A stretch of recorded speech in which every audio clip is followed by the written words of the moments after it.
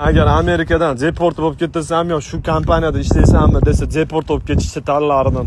Mayli onasini emsin, traktor topadigan puli ham kerak emas. Meni O'zbekistonga jo'natib yuboringlar. Umrim oxirigacha depressiya, apatiya, stress, travma bo'lib yurgim yo'q derdim akalar.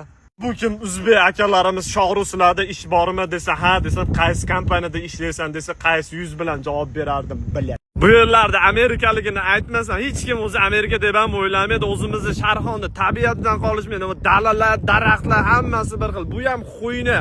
Mana o'zimiz O'zbekistonni eslatuvchi eng zo'r narsa. Tadan! Bari mana beparosatlar kelib, mana yerda to'xtashadi, mana shu kichishadi. Bitta amerikalik bu ishni qilmaydi. Hindiston, Pokiston, palon ashnaqalar keladi. Bizga o'xshaganlar ham. Mana qaranglar. Kapes, pizdец. Engulagan yoshlik chog'imda sen ochilding ko'ngil bog'imda.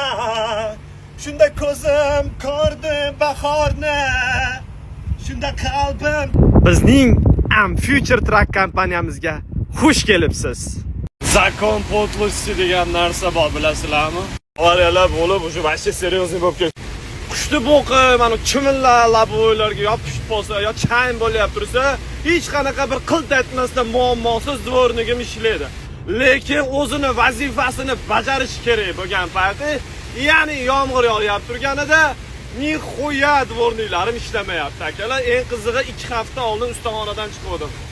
Bu hamma traklar, mashinalar avariyasini yoqib ketyapti, lekin men avariyani yoqmasdan, o'zimcha qo'rqmasdan martlarda ketyapman. Kamida yana birinchi polosaga chiqib olganman. Yana metroda yo avtobusda poruchimni ushlamasdan tikka ketadigan bolalar bor, ashlarga o'xshab ketyapman-da. Min tez harakatlanib, min tez to'xtasin, men qimillamay ketaman bunday qilib deb. Qo'qoqlar ushlab ketishadi temirchani, men taniyman. Keyin yana sizlarga bitta qiziq fakt, absolutno любой erkak shunaqa o'ylaydi. Birinchisi, любой erkak men hammadan mashinani yaxshi haydayman deb o'ylaydi. O'zingizlar ham shu narsani o'ylaysizlar, mujiklar. Ikkinchisi, любой erkak men boshqalardan ko'ra yaxshiroq seks bilan shug'ullanaman deydi. Bu ham bor fakt. Qiziqib ko'ringlar, o'zingizlarga shu savolni berib ko'ringlar. Dvornik shekilli ustiga jiletka kiyibdi. Kambag'al dvornik. Qizimizni bermaymiz bunga. Ko'pchilik akalarimiz so'radi, Evil Shohbek, Babuyinbek, traktor nima tashiysiz deb.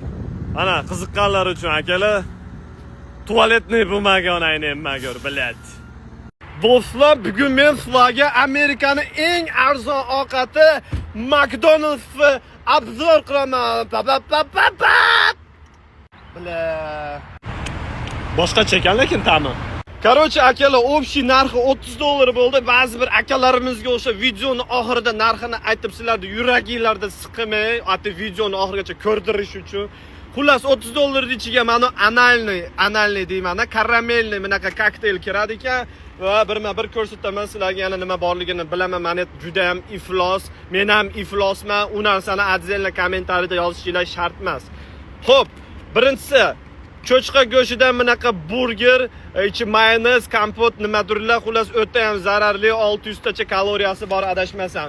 Ikkinchisi, bu ham cho'chqa go'shtidan burger, akalar, sal boshqacharoq, bu achchig'i bor, mana undan farqi. Amerikaning eng arzon ovqatlari mashinlar bo'ladi. Asosan shu uyoqlar ovqatlanadi, menga o'xshagan mana, meni ham uyim yo'q-ku.